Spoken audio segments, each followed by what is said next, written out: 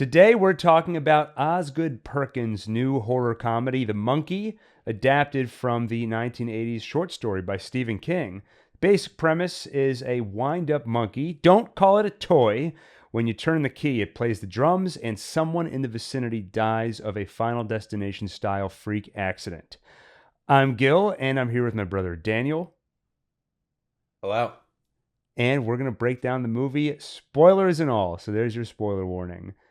I'm going to kick it over to you to start, Daniel. What did you think of this movie? I have been dreading you asking me this for a week because I think I'm going to have some hot takes as we progress through the recap, but I don't really have any hot takes to the movie overall. To be honest, it didn't really stick with me. I saw it a week ago. I had to really refresh what happened. I didn't really laugh that much during it. I think I chuckled a few times. I got pretty bored at various points. I don't know. I was pretty lukewarm about it. I didn't hate it. I didn't love it. It was just like, it was bland, I thought. I should not have passed it to you first. Wow, we have to start on that note of like, I had no feelings about this film whatsoever. I'm not even sure I saw it. I don't remember. I'll say this. I hate that I felt bland about it. So I hate that about it. It is funny when you said you only chuckled a few times because I have been struggling with how do you judge a comedy? Is it purely off how much you laugh? Or is there also just sometimes you enjoy something, it's joyful, it tickles you inside, but you don't actually go, ha ha. Because I didn't even really feel that. I felt tickled for the first 20 minutes. And then after that, I felt like somebody stopped tickling me. This is Daniel from the future. I know you're wondering how I already screwed something up this early into the podcast, but you're about to hear me say some lukewarm negative things about the monkey that I very quickly regretted saying. Not just because it might make you click away from this video, but also because it wasn't true. As we progressed through our recap, I realized I actually liked this movie a lot, and a lot of the things I complained about, I was pretty stupid for complaining about. So anyway, please don't click away when I act negative. Okay. How horrible. I enjoyed it, actually, overall. And I would say I felt tickled throughout. And I did laugh a few times. But I did have the dilemma of like, it wasn't always ha-ha funny, but I definitely enjoyed it overall. And I thought it balanced genuine horror with comedy in a good way. But I'll say, going into it, so Osgood Perkins, before this, he did Longlegs. That's the thing he's really known for these days. So a full-on horror movie, comedic elements maybe, but nowhere near to the extent of The Monkey, had Nicolas Cage in it. And I remember feeling about that movie, this is really good. But it feels not very original, and it just feels like a great addition to the pantheon of movies like Seven or Silence of the Lambs. And then I saw some interviews with Perkins afterward, and he specifically cited those movies as influences, and he kind of felt like we haven't had a great movie like that, kind of psychological, satanic thriller. Haven't had one in a while, so I want to make one.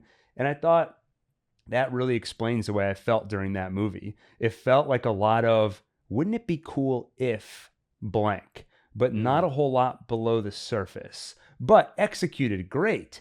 So I walked away from Longlegs thinking, that was really good, didn't leave a whole lot of impact on me, and felt like there just wasn't a whole lot at the core of it necessarily. I felt similarly with The Monkey, but this movie has the added benefit of the comedy twist. So to me, even if I still feel like there's not a whole lot substantial in it, it's overall a more enjoyable experience. And it does have, I think the movie has some messages and some themes, but they're not exactly subtle. Just another classic. We talked about the werewolf last month, or the Wolfman last month. Just the classic intergenerational trauma trope. Yeah, well, you know what? Everyone's dealing with it. Every generation deals with it. So I think it's going to be a trope to the end of time. Yeah, it was just so cheesy was the issue. You know, I don't know if I agree with you. It didn't come across as cheesy to me. There were a few lines near the end that I thought were cheesy, but we'll see it in the recap. We'll see, because there was a line. I think it may have been the final line in the movie, and I liked it. I don't know if that's the one you're referring to, but I guess we'll leave the audience in suspense. We'll get to it. Because if you're new to this podcast, we typically go recap style. So we're going to recap the movie and offer our thoughts and analysis as we go. Let's start with the prologue of the movie, where right off the bat, we get an unexpected cameo. I don't think anybody knew he was in the movie until he showed up here. Adam Scott of Parks Yeah. and Rec and right now Severance. And I think his presence alone really sets the tone because he's an actor that I strongly associate with roles that balance serious themes with comedy. Like I said, especially right now with Severance. But we see this guy, Adam Scott. He is trying to get rid of a monkey toy. Clearly, he's been through some horrible experience with it.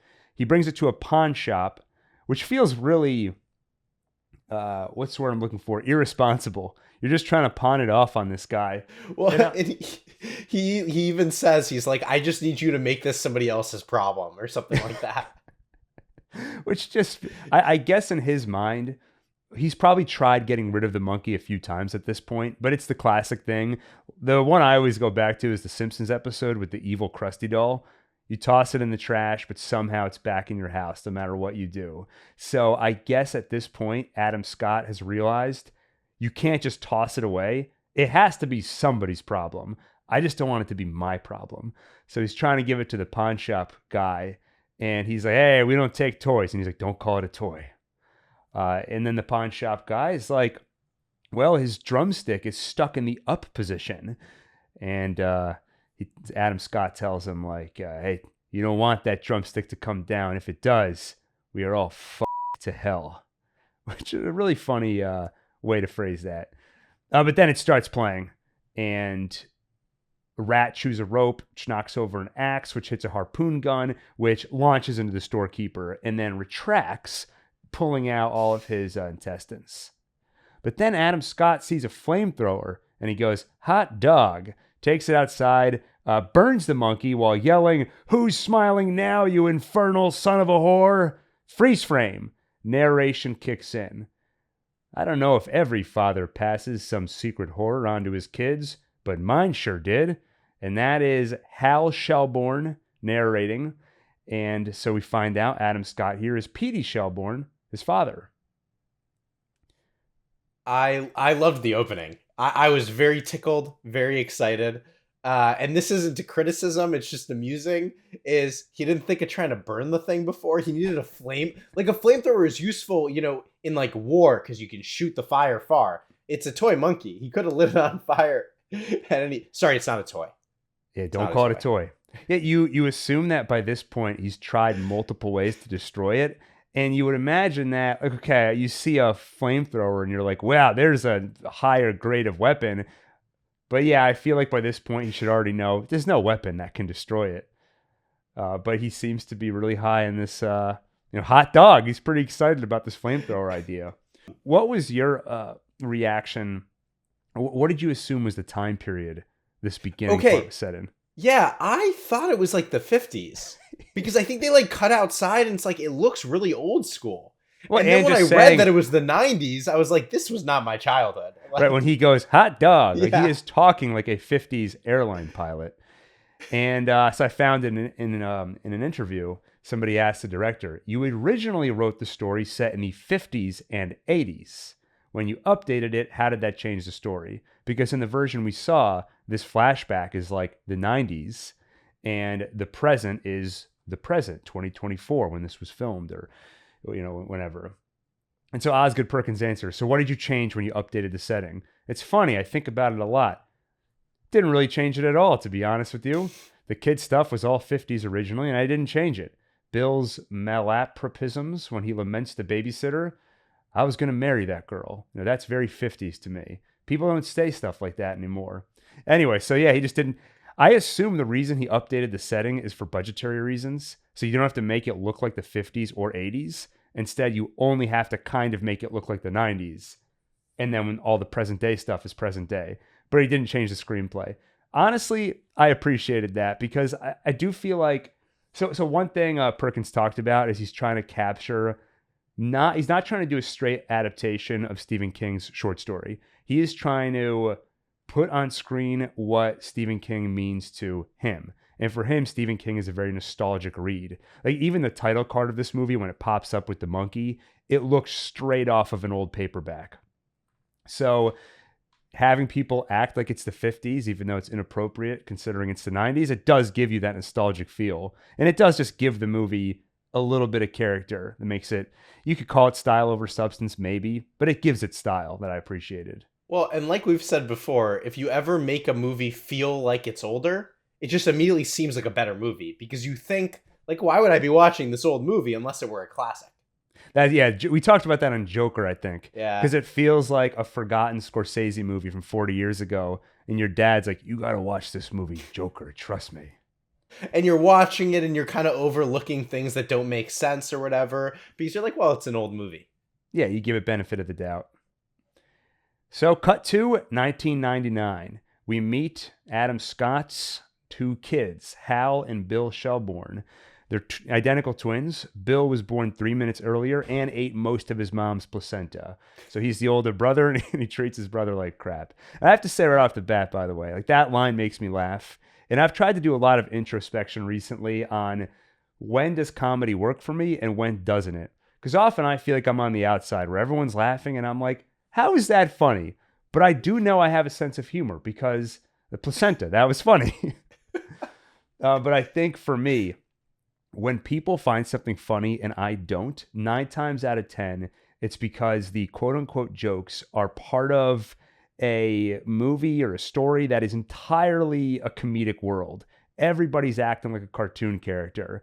And the way I described it in my most recent video is it's like having 2 clowns and no straight man. Because that's like the classic comedy duo. You have the one wacky person and then like the regular guy who's just reacting to it. And I feel like if you don't have that person reacting, it just feels like in this comedy world, you could do anything. There's no logic. And I suddenly just don't find it very funny, usually. But then again, I watched Happy Gilmore recently and I was laughing like crazy, at least for the first half hour. But so 2 ways to make it funny for me. One is you have the everyday normal person. In this movie, I'd say Hal probably, reacting to the absurdity. But the other way is to do ridiculous things, but commit to it, where the characters are not self-aware that they're in a comedy. They take it seriously, and they will say absolutely ridiculous things in a very dry manner. Oh, like did that really just happen? Right? That's like the funniest thing you can say in a movie. He's behind me right now, isn't he? Yeah, that kind of thing. Yeah. But here, he ate most of his mom's placenta, so he considers himself the older brother and he beats me up. Like, that's such a ridiculous thing to say, but it's said in a very dry, just taking it seriously, even though it's absurd. And that happens, the other line that stuck out to me later in the movie, they're discussing the monkey, and he's like, hey, we left it in the bottom of a well. He's like, you know as well as I do, it can teleport. It's just the most insane thing to be talking about, but we do it in the most serious terms. Like, that makes me laugh. And you're right, like the placenta thing and the whole relationship between the brothers, right? They play it completely straight the whole way through. Like how much of an asshole his brother is, right? That it plays through the entire movie, and it makes it funnier. Like he's still the same jerk he was as a little kid, but as an adult, but he's not doing it in a self-aware way, which makes it much funnier. Exactly. And the movie takes it seriously. It deals with it thematically. There's something about committing to the story, committing to the bit. I'm still working through this theory of mine, but this is me trying to understand why does some stuff make me laugh and some doesn't. By the way, I think I'm going to end up liking the movie more as we go through the recap, but we'll see. I'm getting that feeling. Okay, awesome. You never know which way it's going to go with you. There's a shocking moment here where Hal talks about how much he hates his older brother Bill, talks about how he fantasized about killing him, about being an only child. Yeah. So he holds a bowling ball over his head and drops it and smashes his skull to pieces. But it was just a moment of fantasy. As brothers often fantasize, about such things. I kind of jumped when that happened. I really didn't, because I did not think it was a fantasy. Like I thought it was really happening. I was like, oh my God. And I said spoilers right at the beginning, but bowling ball in the head, foreshadowing. Oh, I forgot about that. Oh man, I'm going to love this movie by the end. I mean, the foreshadowing, it's genius. Absolute genius. So their mom talks about their dad. The mom played by Tatiana Maslany, famous for She-Hulk. And probably before that, Orphan Black is the thing most people knew her from originally. And she uses a particular phrase about their dad. He made like an egg and scrambled. I mentioned that for a very particular reason we'll get to. That one I didn't miss. Yeah. I spotted that one. So pretty soon we're going to get to a time skip. We're going to see Hal and Bill as adults. And you see a lot of their parents echoing in them. So Hal will use the same line later on. Anyway, you know what? I already want to backpedal on saying that the intergenerational trauma stuff is cheesy. I already want to backpedal on it because I really did like a lot of them like reusing their mother's like phrases and all this stuff. Actually, we'll go through it, but I actually feel like a lot of it was good and entertaining. Yeah, I'm just being like a cynic. Yeah, that's how I felt about it. Yeah, I was reading about other movie podcasts and looking at audience feedback to see what people like and what people don't like. And I'll tell you one consistent theme I saw. People don't like when they feel like the host is trying to criticize just for the sake of criticizing. So don't do that. Stop it. What about praising for the sake of praising? People love that. I think. Pandering? Pandering. People want to be pandered to. I mean, how many people do you think click on this because they're like, yeah, I hated the monkey, and I want to listen to people talk about the monkey for 2 hours because I hated it so much. I know. Well, I do. I think that is a lot of what people do online now, right? If you hate a movie, you want to hear somebody talk about how much they hated it. Anyway, as a pilot, their father used to bring home a bunch of random junk from all the different places he traveled to. So to their mother, it's junk. But to Bill and Hal, it's really the only way they have to get to know their father. And when they say that line, it makes it seem like they didn't really spend much time with their father before he left. So I assume he left a few years earlier at this point when they were too young to really remember much about him. And I guess the reason he left is because, he would say it was for selfless reasons, to protect the kids from the monkey, probably. But we're about to find out it doesn't work because the monkey does not return to their father. It simply returned to this home where his father used to reside. Because going through that closet of junk, they find a box labeled organ grinder monkey, which I believe is a double entendre. It is called an organ grinder because, well, they were the organ grinders, or those were the guys who'd stand on the street and like play the hand. What do you call that thing? The accordion. Accordion. It looks like a And so I guess it's and you would grind this like little organ thing, and then you have a monkey next to you. So that would be the organ grinder monkey, but also grinding organs, like ripping out your insides. Oh, I didn't pick up that second meaning. And then it says underneath that, like life. Don't you mean life like? No, like life. And it also says, turn the key, see what happens. So inside they find that wind-up monkey. Of course, Bill turns the key. That monkey smiles wide, hand goes up, drumstick spins around, and then it stops. Nothing happens. What'd you think of the design of the monkey? It's good. Smile was creepy. The smile was a very nice touch. Made it very creepy. I also love those big wide eyes.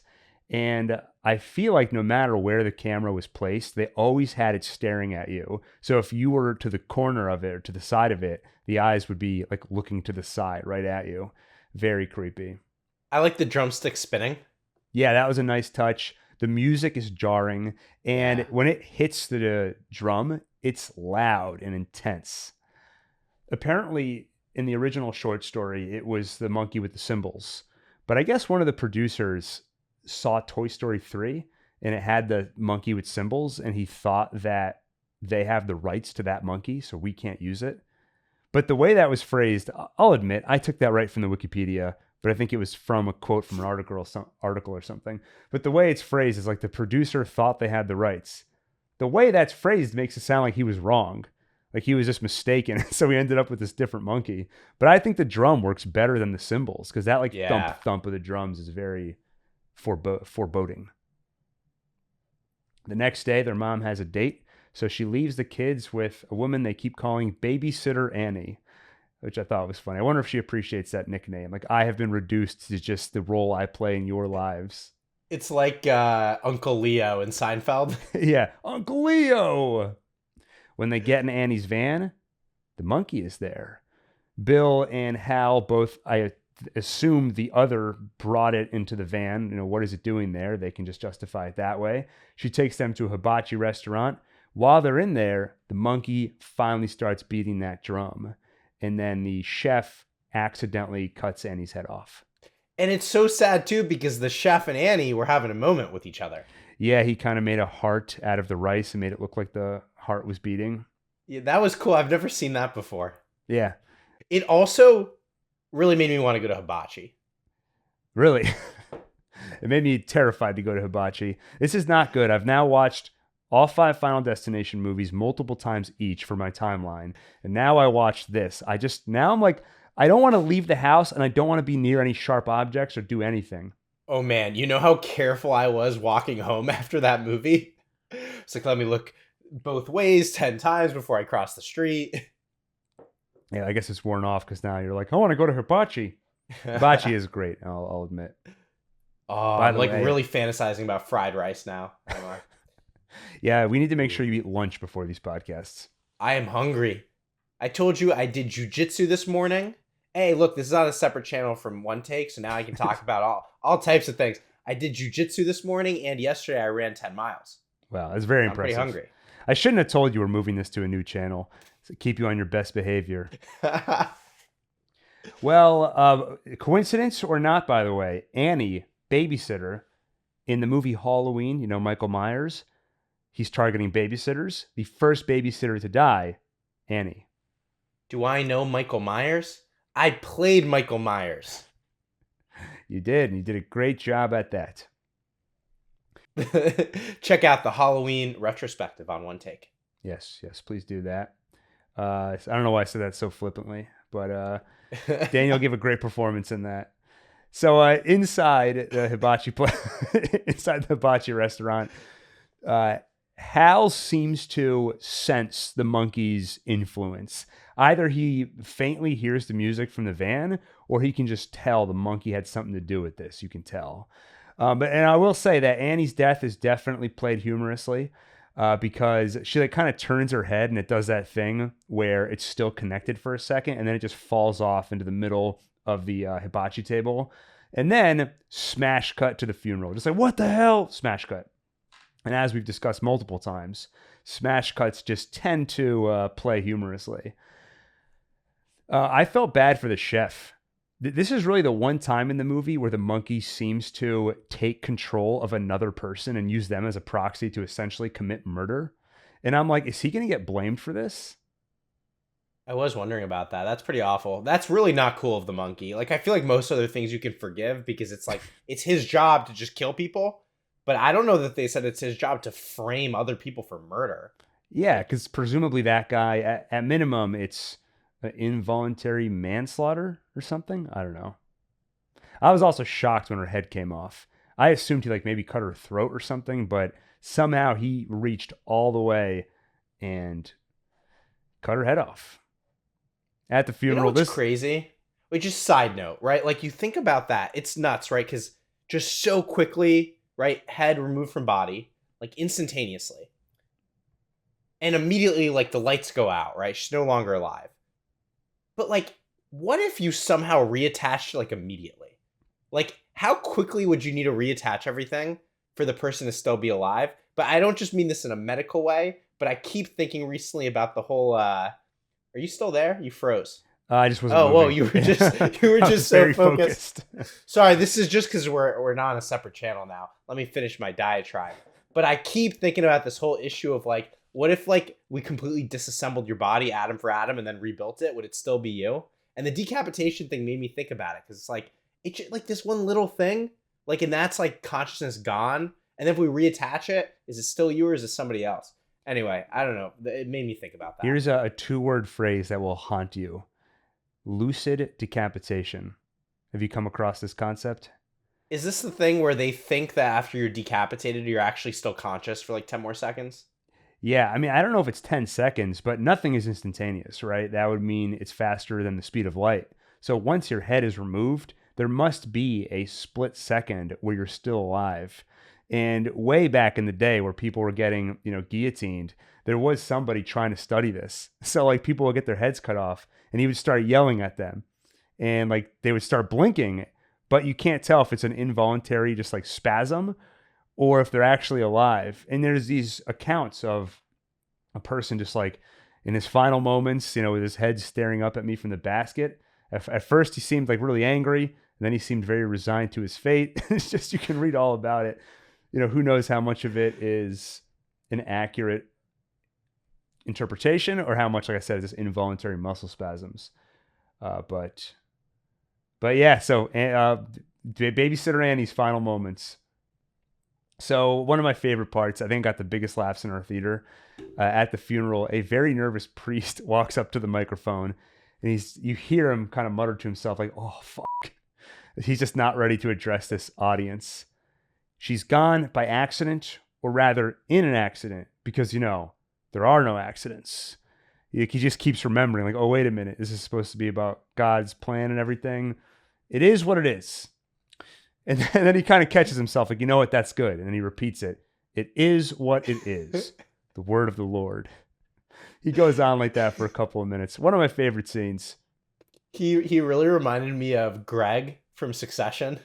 Yes. Like if you just all of a sudden put him in this situation. He easily could have played that character. Apparently in the original cut of the movie, this went on about 5 times longer, as they asked Osgood Perkins. So he apparently... this was mainly produced independently. He didn't want to do it in the Hollywood system because even before they started making the movie, they were already getting notes.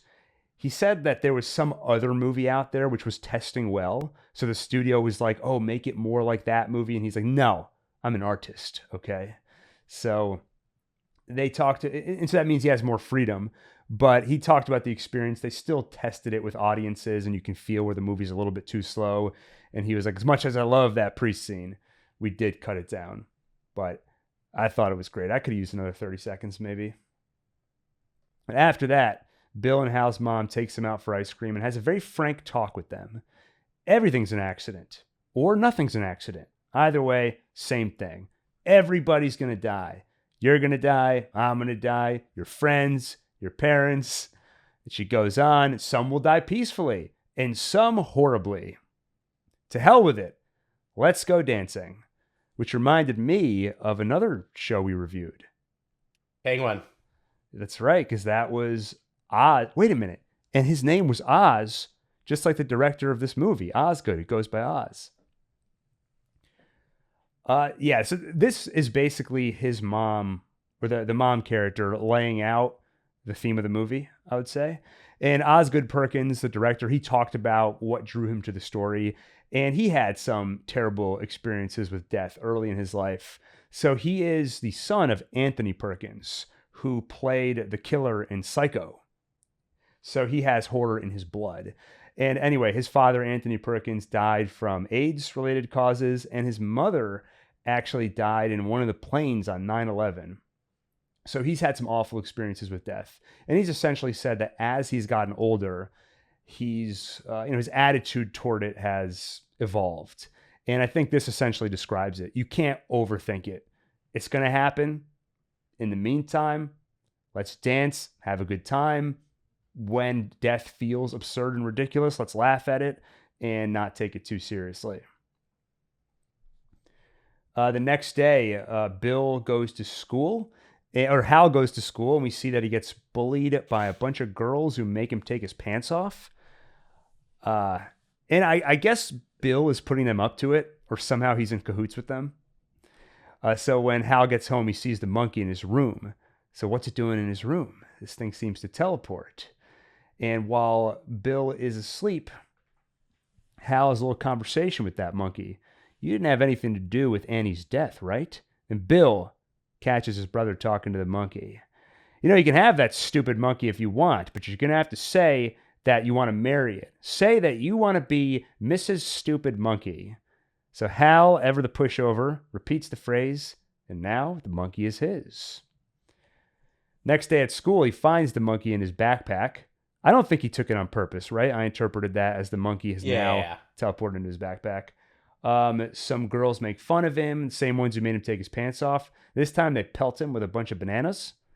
He storms back home, having not cleaned the bananas off at all. They're just all stuck to him still. And then he tells the monkey, I wish Bill was dead. My brother, he's a jerk. And he turns the key. Music starts playing. And there's a cool shot where it's attached to one of the monkey's hands. So the camera's moving up and down with the drumstick. Bill gets home, finds his mom bleeding from her eyes, nose, ears. She collapses and hits her head on the table. So I feel like the movie has to strike a very interesting tonal balance, because obviously some of these deaths are completely, I would say almost all of the deaths are totally played for laughs. But I don't think this one was, especially because she died in a very unlikely, but a medical way. This wasn't like a freak accident where there's a fun Rube Goldberg element to it. And then she hits her head on the table. But it made sense to me. It felt appropriate that this one would be taken a bit more seriously, because where a lot of the characters are essentially cartoon characters, like we're about to meet their aunt and uncle. But I would say, Hal and his mom, and Bill to some extent, especially when he's a kid, changes a little bit as he gets older. But the three of them at this point are like real characters as opposed to everybody else. So when one of them dies, we should take that seriously. And it's important thematically when Hal's losing his mother. Yeah, it's odd though. I mean, I burst out laughing when she died. I mean, I thought it was pretty hysterical, like the way her head hit the counter. Hilarious. Is that sarcastic? I'm not following what's funny about that. It's sarcasm. Okay. What was this? There was some I'm other picturing time... you in the theater, just like a maniac. just guffawing. Be careful. We made a similar joke. I don't even know if I want to rip open this old wound, but you are straddling a fine line right now, because Adam tried the same joke with an important character death in Better Call Saul, and he kept joking about how he thought it was funny when they died. But the joke was that he didn't actually find it funny. The audience, for the first time, almost entirely turned on us. It is funny. People don't like sarcasm. And yet my whole life I have been so attached to sarcasm. It's just so easy. That's the problem. It's such an easy go-to. Wait, but some people like sarcasm. Like, are there any shows that are very sarcastic that people like? Like, is dry humor sarcasm, or is that different? Yeah, I think there's a fine line where sarcasm becomes annoying. And then there's the dry humor where you could say it's in the same ballpark as sarcasm. I think the problem is when there's no cleverness to it whatsoever. And then you're just using it as a crutch. As you just were. So, but I think that was funny. I mean, you didn't laugh. We'll see. Yeah, well, I think that you're too good it's humorous. It's humorous to pretend like it was funny. Yeah, that's what I thought too, and the audience turned on us. But you're just too good an actor. You're bringing back your Michael Myers acting experience. Hey, was that sarcastic? I don't know. Let's see. Carry on. Oh, wait, so what did you think of this? Oh, so I don't know your thoughts on the scene then. You agree with everything else? Okay. Yeah. No, so it was threading a good that scene. Tonal needle, you agree with all that? Yeah, it was sad. I thought it was really sad, and I thought it was pretty... I mean, I think it wasn't unexpected, but it was still like it hits you. It's good. Yeah. So we get to the funeral, and over some voiceover, Hal says how it was a boomerang aneurysm. The chances are 1 in 44 million. And he phrases it like meaning it's got to happen to somebody. And then he goes on to narrate essentially the rules of the monkey. It kills who it wants, doesn't owe you an explanation, doesn't take requests. It's true what it says on the box. It's just like life. That's what the monkey is.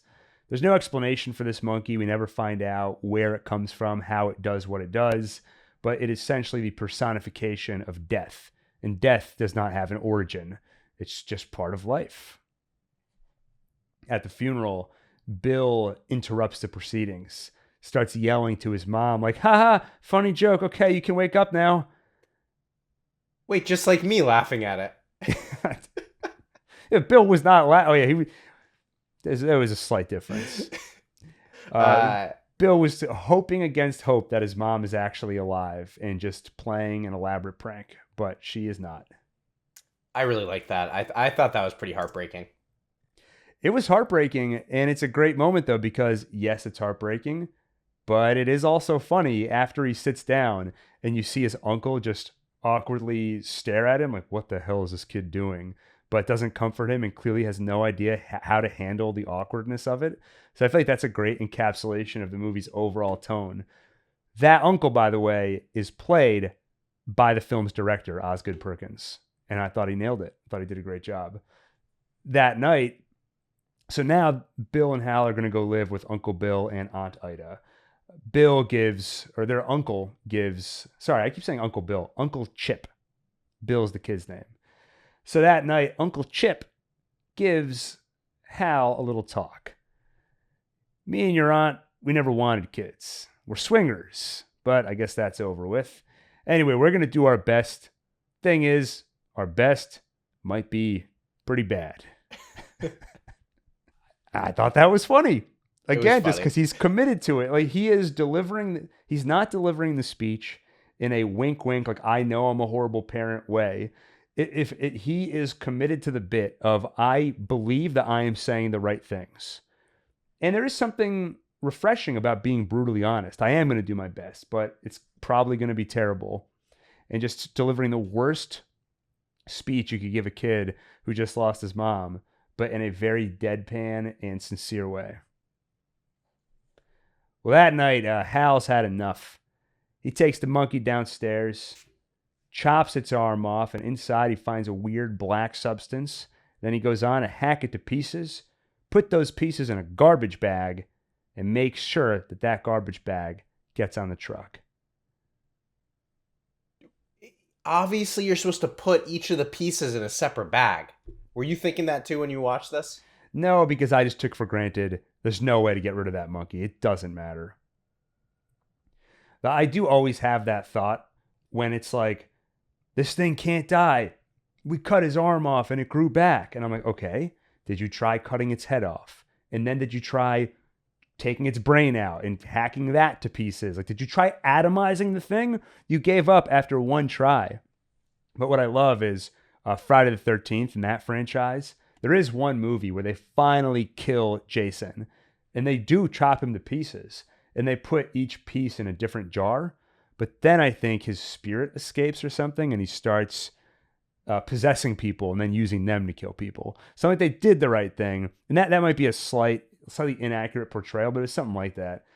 They tried to do the right thing and it just didn't work. But I did like the weird black substance inside the monkey. Like I said, the movie does not go into the lore or mythology behind the monkey. And I think it makes sense not to. Like, what satisfying conclusion are you going to reach going down that rabbit hole? But having anything that hints at some inner workings. What is that black stuff? Some mystical goo? Is it the stuff from Prometheus? Just a little hint that there is some other force at play without delving into it. Uncle Chip and Aunt Ida move the kids to Maine, and Bill is wearing his funeral suit.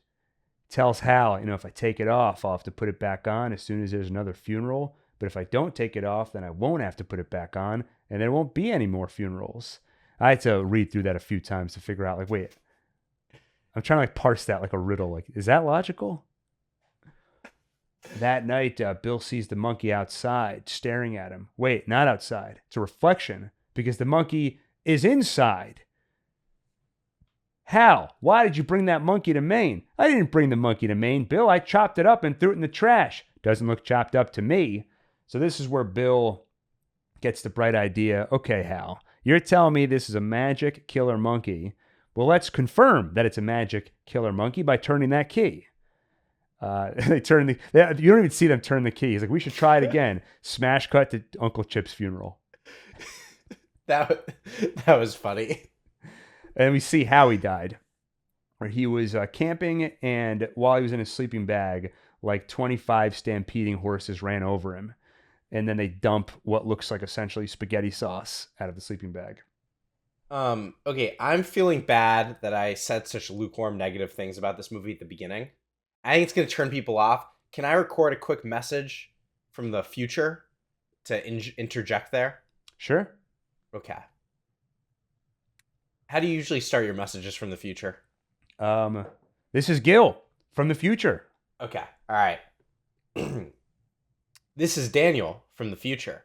I know you're wondering how I already screwed something up this early into the podcast, But you're about to hear me say some lukewarm negative things about the monkey that I very quickly regretted saying, not just because it might make you click away from this video, but also because it wasn't true. As we progressed through our recap, I realized I actually liked this movie a lot, and a lot of the things I complained about, I was pretty stupid for complaining about. So anyway, please don't click away when I act negative. I like that. That was good. You liked it? Yeah, Right. I like our patchwork approach to this. Like with Wolfman, when I was crapping on that one scene that I apparently completely misunderstood. Though I still say it was a little clunky and could have been done better. The whole thing was clunky. That movie sucked. I'm not retracting anything. Hey, what am I trying? What am I doing? Like trying to defend my dislike of the Wolfman? Just really cleverly edit the whole podcast about the Wolfman to make it sound like we liked it. It gets edited down to like 20 seconds. I did think it would be a fun approach to a podcast where the gimmick would be every episode, it's a choose your own adventure. You can listen to one conversation where we talk about how much we love the movie, and then one where we talk about how much we didn't like it. And then at the end, it's like you have to guess which was the accurate portrayal. It would be an interesting exercise to see, like, how does it affect your perception of the movie when you force yourself to only see the good or only see the bad? And then it would also be a game to see, like, who can act better. And then which one do people believe? That would actually be fun. We should do that at least for like one episode. Okay. Yeah, it'll be a twist halfway through and say, okay, I know you're wondering why we finished talking about the movie and we're only halfway through the episode. What if we didn't like it? Let's start again. So they find out, of course, the monkey is in fact a magic monkey killer thing. So they decide we got to get rid of this and throw it down a well. So they toss it down a well. And for 25 years, it seems like it worked. You can't destroy it, but maybe you can just bury it deep in the earth. Now, I will say this. I went into this movie knowing virtually nothing about it. I didn't know it had this. I didn't know what was evil about the monkey. I didn't know about the freak accident deaths. I just saw a mysterious trailer where you see a creepy looking monkey and that really stylistic title card comes up. So I was very surprised at this point at the 25-year time jump. I assume we're 30 minutes into the movie. So a third of the movie is prologue or flashback. So I assumed it was going to be all about these kids. And I thought that made sense. If this monkey, the problem is that when you turn the key, people die. All right, don't turn the key. What's the problem? The only way to approach it is you need either dumb kids or deranged adults. So I thought we were going with the dumb kids approach. We did that for the first 20 to 30 minutes. Now we transition into deranged adults. So 25 years later, their aunt dies in a freak accident. So she's walking up the basement, classic creaky wooden steps, breaks through face first into a bunch of bait hooks, puts alcohol on her face to treat the wounds, but then tries to start the stove. It won't work, so she puts her face right up to the gas stove, I assume to smell, is the gas coming out. Her headlight's on fire, runs outside face first into a sign, which stabs into her brain. The stove thing didn't really make sense because she's leaning down to sniff. I mean, I guess she might have had the ignition on, but it's like, why? Like, I mean, it's just so stupid to have the ignition on while you're lowering your face next to the burner. I mean, she was lowering her face because the ignition was on, right? To see if it was working, no, right? If the gas was coming out. Ignition versus gas, right? Oh, okay. You could leave the gas on, you're smelling it, but the ignition is something you actively hold it, you know, to create sparks. Yeah, that's when the clicking thing it does. Yeah. I don't remember if we heard clicking, so I was just a little suspect. Yeah. About also suspect. I think there was a body of water outside that she could have plunged her head into, but probably she was right next to the sink. Should have dunked her head in the sink and turned the faucet on. I think forgivable. Your head's on fire, and you don't think straight. I agree with that. Never mind. We find out that Hal now has a son of his own named Petey after Hal's own father. Hal only sees this kid once a year, but that's Hal's own choice. It seems he's following in his father's footsteps. Generational trauma. Their father abandoned the family for ostensibly their own safety, and now Hal has done the same thing, even though he saw that it didn't work when his dad did it. His dad abandoned the family, but the monkey still came home. It seems more tied to the physical location than the actual family. So I maybe would have liked to have seen more of the logic to Hal's reasoning to abandon his son. I kind of get it. And I get it enough that it doesn't like ruin the movie or anything. But I feel like a little more would have helped me understand his position better. Yeah, I guess it didn't bother me because, I mean, he also didn't fully abandon him. He sees him once a year, right? And he's like in town or whatever. So like, he's monitoring the situation for this monkey, right? Like signs of the monkey. Yeah, I don't know. He didn't fully abandon him because he sees him once a year. And the kid clearly, I mean, the kid feels and is abandoned by his father. Yes, he's monitoring the situation. And I understand it. If he truly believes this is the only way to keep his son safe, I get it. But it felt so silly to me that his father did the same thing and it so clearly didn't work that he's going to repeat that mistake. Maybe a few lines of like his reasoning and the logic, but there was enough there that I got it, but it felt a tad silly. Yeah, I mean, but there was also the psychological element of him just being scared to like even be close to anybody, right? Because he thinks everybody dies. That's true. Like also that piece. Yeah. And of course you see that. I guess I wouldn't have minded more self-rationalization to see him, justify that decision, but there was enough there. I don't want to criticize it just for the sake of criticizing. He goes to pick up his son for their. Just stop shaking your head at me. He goes to pick up his son for their annual week together, and he tries to write him a card, but he can't figure out how to sign it. He writes "Love Hal," and then he's like, and then puts in parentheses "Dad." His ex-wife is now with a guy played by Elijah Wood. Another fun cameo. We had Adam Scott and now Elijah Wood. Elijah Wood is the classic new age guy, who does new agey things. I kind of rolled my eyes at it at first because it's such an easy go-to for humor. There was another one I saw recently. I can't remember, some other movie where they again had Beetlejuice, the mom. Because when you create this new age character, it's just that thing of like, let's have them do wacky things, like weird breathing exercises. But I actually found this funny. Because again, you've got the straight man reacting to the insanity. So they sit on the couch, and then afterward, Elijah Wood is talking about how, and his ex-wife, they've decided to officially adopt Petey and essentially push Hal out of his life fully. And as Hal starts to talk and act offended, Elijah Wood is like, while we were on the couch there, I took your power. And Hal's like, hey, I didn't say you could take my power. Just that retort of like taking him seriously as if he's actually done something. That was funny. Yeah, you're right. It's funny because they played it straight. Like if he said, like if Hal laughed at it, that wouldn't be funny. Yeah, if Hal like started also getting wacky, like, okay, well, I'm taking my power back from you doubly. Now I got your power and my power. That would have been stupid. Yeah. I feel stupid for having done that just now. Yeah. That was embarrassing. So they're going to adopt Petey, push Hal out of his life for good, but he at least gets this one final week with him. Cut to this guy named Ricky, kind of dopey guy who's always blowing his hair out of his eyes. He goes to the estate sale that's been set up at their aunt's house. And he sees that monkey, and for some reason it reminds him of his dad. He has to have it. Buys the monkey, brings it back home, and Ricky's mom asks him, you still thinking of selling that thing to that weirdo who never leaves his house? You kind of just breeze past that line. You don't think about it too much. We're going to come back to that. Hal and his son Petey are staying at a motel.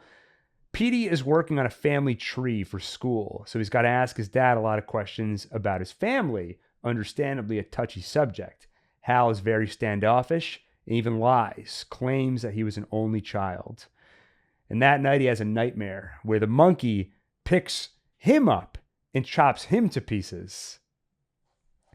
That was a pretty funny scene, especially when it's doing the like 70s psychedelic thing where Hal is floating through this tunnel, but he's dressed the way that he is in bed. So it's just like him in a t-shirt and boxers in this like sleeping position, spinning around and flying into this portal. But as though on cue, wakes up to a call from his brother Bill. And then we get a classic expositional line. Why are you calling me? We haven't spoken in what, 5 years? And haven't even seen each other in 10. I noticed that one right away. I jumped up. It's like exposition. Yeah, I like Alon and I. It's my other brother. We weren't sitting next to each other in the theater. He was a row in front of me, but I stood up and tried to look to see if he would look back and be like, "Hey, it's one of those lines." But he didn't. He didn't. No. Oh.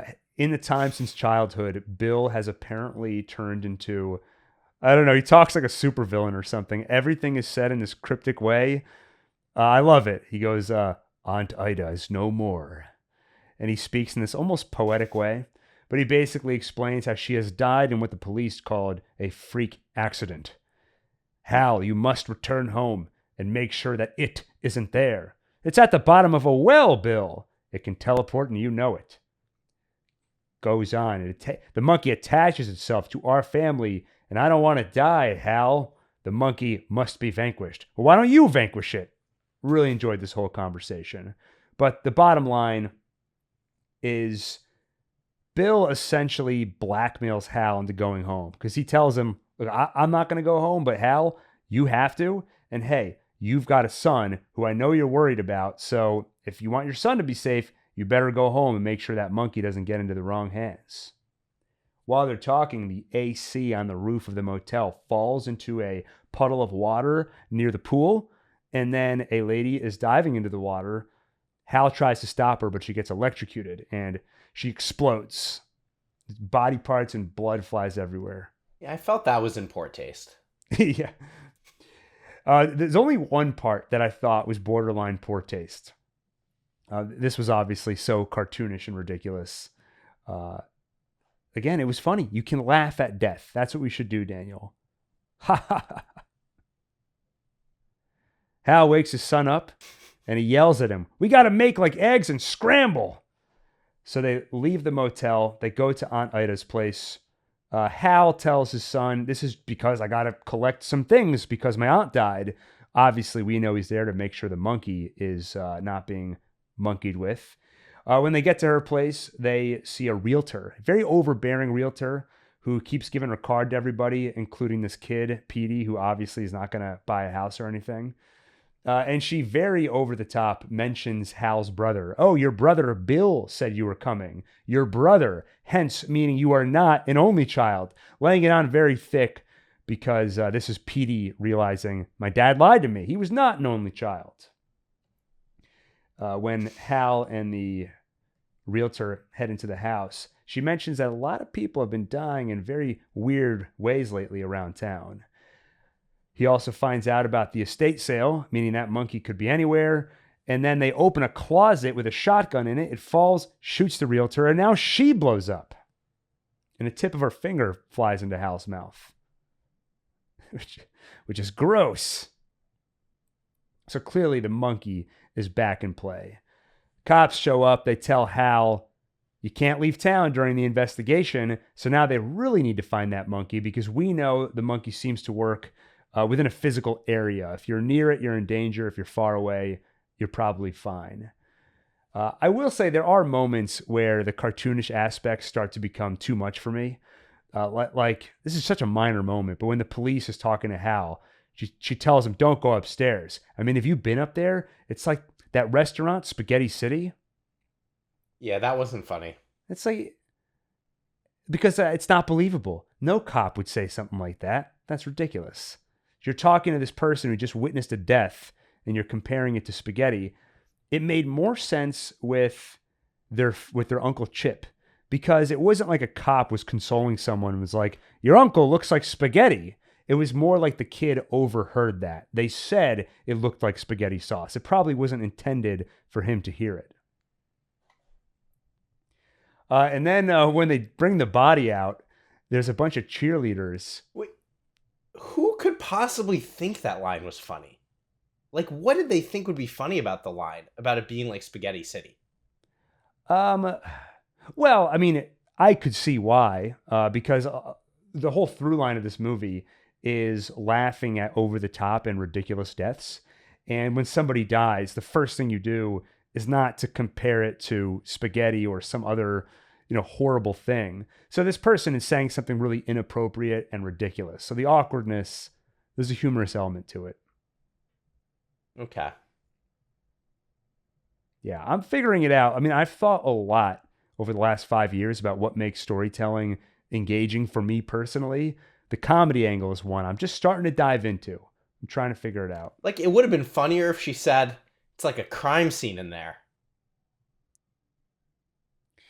Outside, a bunch of It's like when Kramer's in the sauna and he goes, it's like a sauna in here. Okay, that was funny. Outside, so they bring the body out on a gurney, and like a bunch of townsfolk have gathered to see this yet another freak accident in our town, and there's a bunch of cheerleaders like cheering on this death. So what the hell was that all about? What was the deal with the cheerleaders again? Well, so the way I read it is that there have been so many freak accidents in this town that people don't know how to deal with it, and it's become such a regular occurrence that the cheering team has decided to go to wherever the deaths occur and cheer it on. Okay, that's the plot. That's sort of just part of the absurd things that are happening in this movie. Thematically, what is it all about? I've seen some people say that it's a commentary on the audience. You disgusting audience, you come to these movies just because you want to see sick and twisted ways that people die. That's why you go to see Saw or Final Destination, for example. So we're going to put a cheering team in there because that's essentially what you're doing. It's like a sport. You're cheering it on. I actually don't think that's what he's doing, because I feel like part of his point in this movie is maybe we should have some more levity, especially when death is totally unavoidable and accidental. It happens to literally every person on this planet. So maybe we shouldn't let it hang over us like this dark cloud. So to me, it would almost feel counter to his messaging to admonish the audience for laughing at death. I don't think there is a direct analogy, a literal metaphor to draw from these cheerleaders. I think it's more just laying on the absurdity. These deaths are so over the top and ridiculous, and even more so that you've got a cheering squad there. I think that makes sense. Yeah, which honestly ties a little bit into what I said about Longlegs, where sometimes I think the director is just going for the, wouldn't it be weird or wouldn't it be cool if this happened? And I don't necessarily think that's always the wrong instinct. Like, I think David Lynch, to a large extent, I wouldn't want to diminish it by saying he was just thinking, oh, wouldn't it be cool if this happened?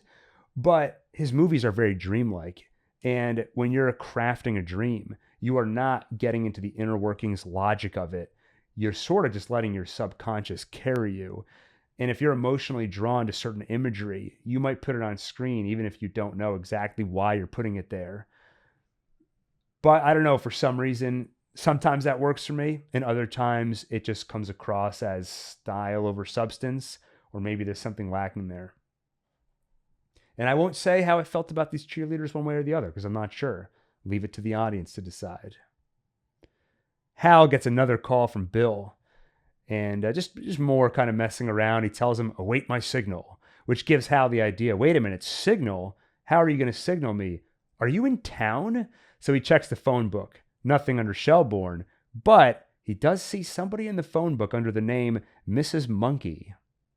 So Hal tries to call Mrs. Monkey and confirms that that is a pseudonym for his brother Bill. And when he calls, he gets the answering machine. If this is in response to my ad, I'm happy to report I already got the toy monkey, essentially. So earlier when Ricky, his mom, was asking him, you going to sell that monkey to the weirdo in town? That weirdo is Bill, who's been putting ads looking for that monkey, and now he has it back. So like I said earlier, we're shifting from dumb kid to deranged adult. And I love this twist. I did not see it coming, that his brother had a hold of the monkey this entire time. And you get this really disorienting music once you realize it. A montage of him turning the key for each of the previous deaths we've seen up to this point, and then cut to Bill wearing his childhood tuxedo. And now the movie's been handed over to him for a couple of minutes, and we get his narration. And I should note, I don't think I mentioned it, but both characters are in fact played by Theo James. Very discernible differences because Bill has a particular haircut, which kind of reminds me of Jim Carrey from Dumb and Dumber, just the way the hair kind of comes down over his forehead. But yeah, I thought Theo James did just a great job overall in this movie. He has such a great narrating voice too, and great job playing both characters. So we get a little narration from Bill. What the hell is he up to? As a kid, he realized that Hal is the one who turned the key and killed their mom. So Bill wanted revenge. I'm going to kill Hal. So he went back to the well to get the monkey, but all he found was the key, which he took as a sign the monkey is one day going to return to me. For the longest time, there was nothing. 100% pure medical grade nothingness. Love the way he talks. But after years, he started to get signs. He got a fortune cookie that said hi on one side and on the other. Turn the key and see what happens. It also happened to be in 2016, the year of the monkey. Starts to see signs everywhere. Like a stripper who, when she bends her head down between her legs, she has the face of the monkey. And he keeps going to different places where he thinks the monkey might appear. Sneaks to his Aunt Ida's house, looks in the closet. And this is another moment of just something so absurd, but taking it seriously. In these stories, the thing you throw away always comes back. So when I want it to come back, I'm going to keep checking the closet, the cupboard. I'm going to go to the basement and just see all the different places where it may one day appear. Well, there's one funny clip where he just like opens the closet door and he goes, oh, like he's so disappointed. And it is such a funny concept of just like opening the closet door, hoping it appears there. Yeah, exactly. But now he's got the monkey back because Ricky got it at the estate sale and then sold it to him. And so for the last few days, Bill has been turning the key and telling the monkey, kill the right person, kill my brother. But as we learned when Bill and Hal were children, this thing, just like death in real life, doesn't take requests. Though I take issue with that. Death does take requests because there's murder and things like that. But this monkey does not take requests. And this monkey it doesn't represent death in general. It represents the accidental, ridiculous deaths that seem to come out of nowhere. And in that case, it doesn't take requests. The metaphor holds. Ricky comes back to what he calls Bill's fortress, which looks to be essentially an abandoned hotel, I think. And he asks Bill he wants the toy back. That monkey toy reminds me of my dad. Maybe, I can give you the money back and you can just give me back the toy. First off, Bill tells him, do not call it a toy.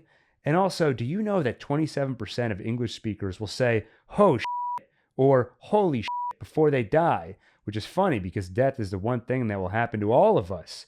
But somehow we're still surprised by it. Another little, thematic dollop there.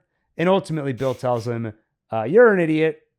You're stupid. And also, no, you cannot have my monkey back. But Ricky notices a little doggy door. So there's a way in. And he goes back to his place and gets a gun. What's the deal with Ricky? Why does he want that monkey so bad? Weirdo. Yeah, he keeps saying it reminds me of my dad. I think thematically the movie is doing a lot of, baggage from your parents. So the details of it almost don't matter. It's more like he wants it because of his dad.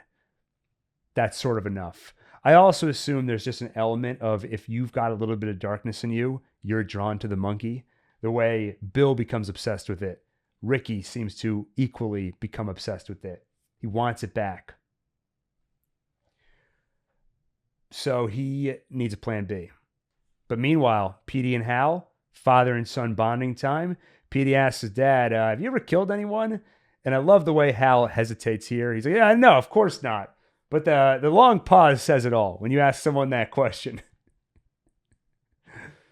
Hal calls Bill, tells him to stop turning that key. And Bill tells him, well, the monkey's arms aren't long enough to reach it himself, so someone has to do it. Also, no. And basically. Also, that was a funny explanation of the monkey's arms aren't long enough. Yeah, I love what Bill's character becomes. He becomes such essentially a supervillain. And the way he talks is so absurd, but without feeding a fed horse, the more nice way of saying it. I like how Bill can act ridiculous, and it works especially well because you've got the normal guy, Hal, to react to all of it. Essentially, Bill tells him, you want me to stop turning that key? Then bring Petey here so he can turn it. Ostensibly, Bill tells Hal, from our understanding, whoever turns the key is safe. You want me to stop turning the key because you're afraid Petey's going to die. Well, have Petey turn it, and then he's guaranteed to be safe. Why does Bill want Petey to turn the key? I assume because he's thinking that if Petey turns it, good chance Hal's going to die. Because when Hal was a kid, he turned it and it killed their one living parent, or the one parent who's around.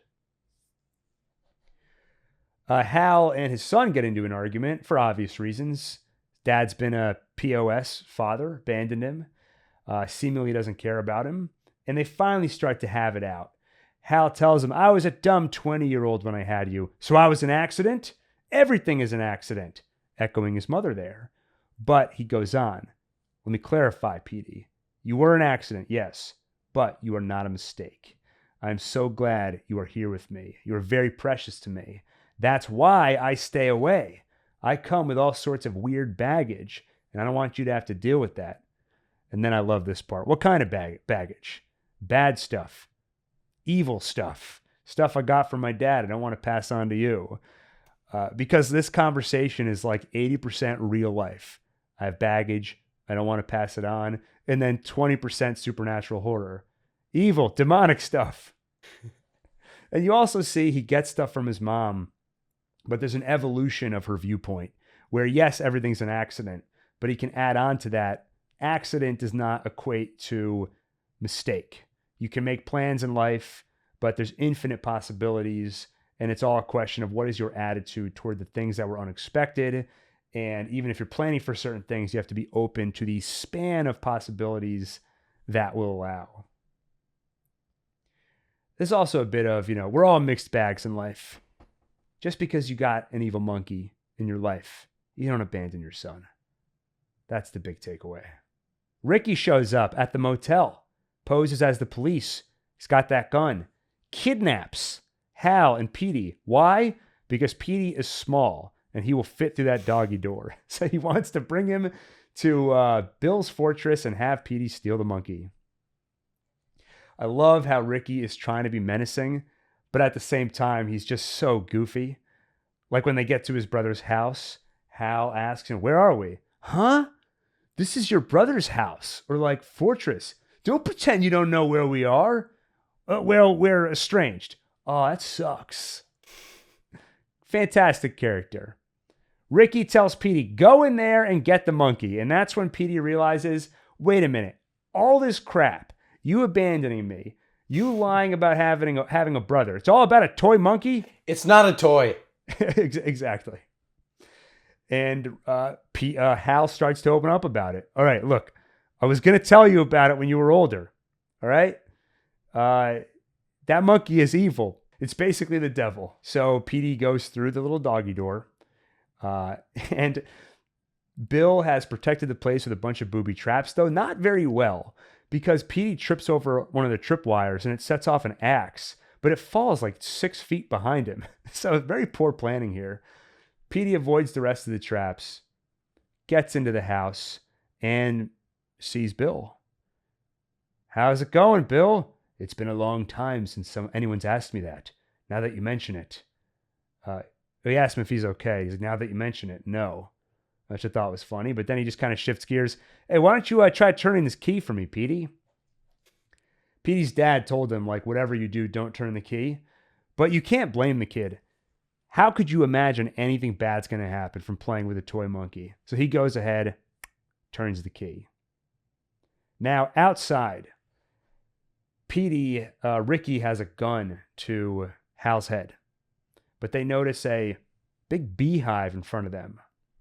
And then Ricky's got a little itch on his head. So he scratches it with the gun and accidentally shoots. It doesn't hit his head, but the bullet goes through the window into the beehive. Inside, Monkey starts playing his drums, Outside, a bunch of bees fly out of the beehive and into Ricky's mouth until he basically inflates and dies. Probably the worst death in the movie. If I had to pick one way to go, it would not be that one. I would probably want to explode like that lady in the pool because it's over in an instant. Inside, they hear Hal outside, so Bill's upset. The monkey, once again, killed the wrong person. Just some random guy outside instead of my brother Bill, instead of my brother Hal. So Bill loses patience, grabs the monkey. I'm not asking nicely anymore. Kill my brother already. Now the monkey starts to play the drum, even though nobody turned the key. And Bill tries to stop the hand from moving down, but somehow that monkey is incredibly strong. And when it forcibly brings his hand down, launches Bill across the room. And then it starts playing that drum like crazy, faster and more intense than ever before. And I think this is a great instance of why this movie is so good. Because there's been a lot of laughter, a lot of absurdity. But when that monkey started playing that drum so intensely, I was like, oh crap, something horrible is about to happen. And although most of the characters in this movie are cartoon characters, Hal and his son Petey are real characters. And although they're in the midst of this absurdity, I still don't want them to get hurt. And if one of them did, I wouldn't laugh at it. You might, because you're a sicko, as we've learned. Petey runs. Nice. I apologize. Petey runs downstairs, lets his dad in, Hal, and basically a bunch of airplanes start crashing, a bunch of fires outside. Everything's going crazy. Bodies are falling through the ceiling. Monkey keeps playing. And then finally, Hal and Bill meet face to face. Hal can finally ask his brother Bill, why did you do all this? Why did you cause all this chaos just to kill me? Why do you even want to kill me? Because you killed my mom. I know you wanted to kill me, but it doesn't take requests, as we both know. I've been turning the key with you in mind for days. Then Hal retorts, listen, Bill, it's not my fault. It wasn't anybody's fault. None of us deserved what happened to us. We just happened to be there when it did. Everybody dies, and that's life. I'm sorry your mom died. Fucking sucks. I know how you feel. She was my mom too. And then Bill goes, I never thought of it like that. I love that moment. He even goes on. He goes, innocent mistake, I guess. It makes sense though. We're brothers. It's twins. Okay, it's funny because of how absurd it is. Because, like, of course, how could you not realize that you both have the same mom? It's tragic because if you'd realized this sooner, a lot of innocent lives would have been spared. But also there is a little bit of truth to this, where sometimes you just don't think of something the right way. You don't put yourself in somebody else's shoes. Like generally, when you're very angry at somebody, maybe someone who's a brother or someone who's a friend of yours, you really should never be mad at them because you know at the core, you're friends, you love each other, you have the best intentions in mind. Probably what's happened is a misunderstanding or a mistake of some kind. But it's so hard to see it logically and just put yourself in their shoes for a second. So although this is absurd, I think like the best kind of humor, it's got a little kernel of truth at the center of it. So that was one of my favorite moments in the movie. And like that, they finally reconcile. A couple fake outs first, just like when they were kids. Hal goes to shake Bill's hand and he does the classic pull your hand away and slick your hair back thing. He does it like 5 times. Well, he does it twice, but like 2 times too many. And especially the second time. You're like, there's no way he's going to do it again. And now Bill, he's nice now. He's like, so you guys on some kind of road trip? I wish I could have done something like that. Well, why don't you come with us?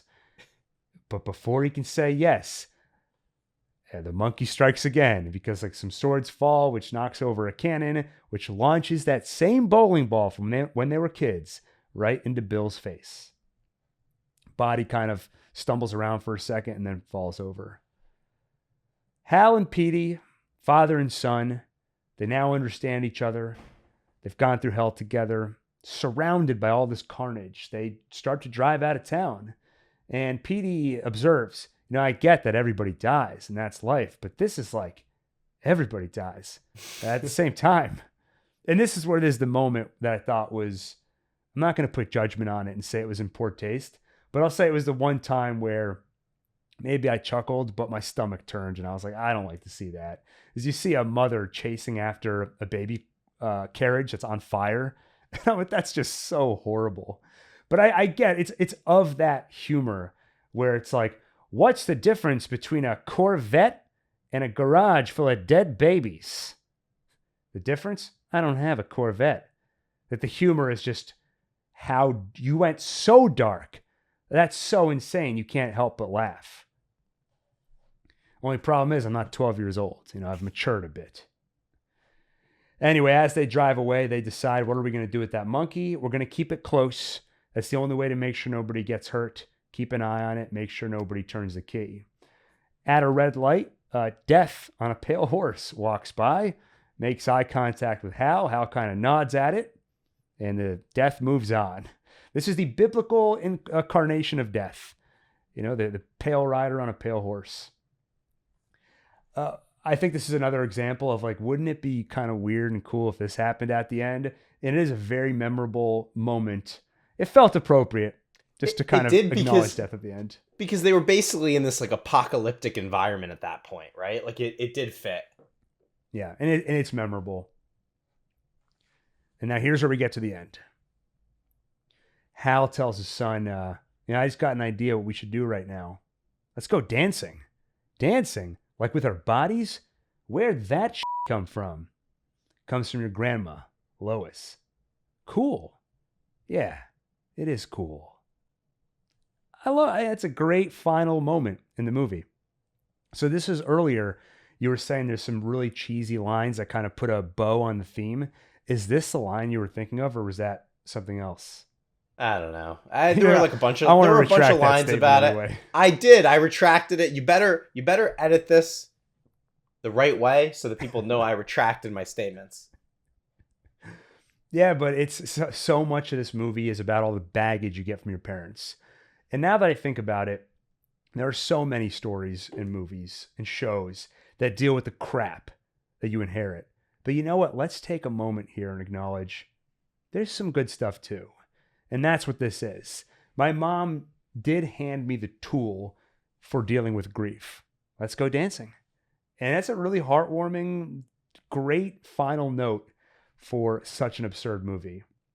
Though that technically isn't the final note. The final note is a bus comes by. All the cheerleaders stick their heads out and they're cheering. And then a truck goes by. And because their heads are sticking out of the window, they all get beheaded. Yeah, that was hysterical. Yeah. Now I've completely lost my barometer for what is and is not sarcasm for you. But I thought that was funny, and it got laughs. And I don't understand what's funny and what's not, because apparently a bus full of cheerleaders getting decapitated is hysterical. Well, they were a bunch of jerks. They keep cheering when people die, and so now they get a little taste of their own medicine. Are we gonna get demonetized just for the graphic description of violence? I don't think so. I was watching. When I was editing when I was working on my Terrifier video, I was curious how other channels handle it, because that movie obviously gets extremely gory.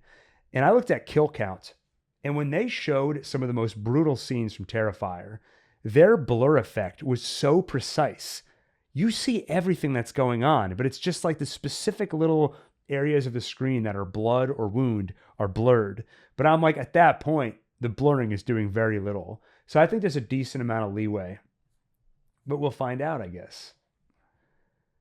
That's where the movie ends. There actually was, if you stuck around after the credits, a teaser for The Keeper, Osgood Perkins' next movie. But I didn't know that, so I left during the credits and did not see that teaser. And I don't think it's online yet. But I am a fan of this director. I'm curious to see what he does next. Daniel, I'll ask you if you have any last words before we wrap up the podcast.